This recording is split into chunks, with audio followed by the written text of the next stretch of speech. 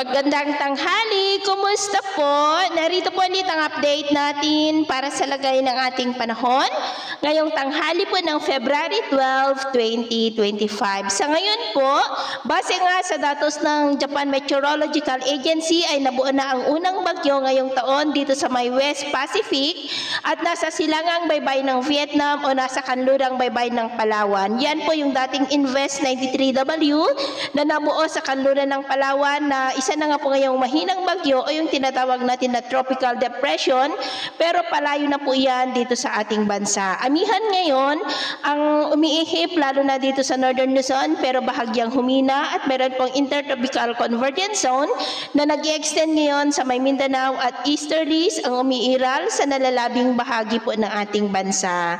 At sa ating long range forecast ay consistent pa rin naman po na walang bagyo na namamataan na tatawid po sa ating kalupaan for the next 2 weeks. At sa lagay ng ating panahon, ngayong tanghali ay maayos ang panahon sa malaking bahagi ng bansa pero may tsansa pa rin ng cloudy skies with isolated rain sa ilang bahagi ng Cagayan Valley, Apayao, ilang bahagi po ng Mountain Province, Infanta, Polillo Island, Catanduanes, Sorsogon, Oriental Mindoro, Northern Palawan, Eastern Visayas, Caraga at Davao Region. At sa susunod na mga oras ay posible pa rin ang cloudy skies with isolated rain sa may Northern Luzon, ilang bahagi ng Quezon, Bicol Region, Oriental Mindoro, Southern Palawan, Eastern Visayas at Cagayan de Oro, kaya mag-ingat po tayo.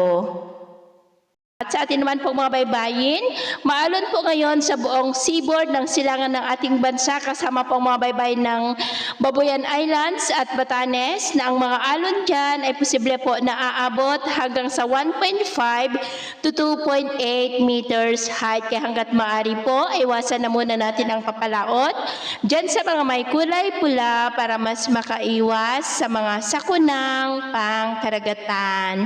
So ito lang latest update natin sa araw na ito. Ako po muli si James na nagsasabing sa kahit anong pagsubok po na darating sa ating buhay, huwag na huwag po tayong mawawalan ng pag-asa. Thank you and God bless.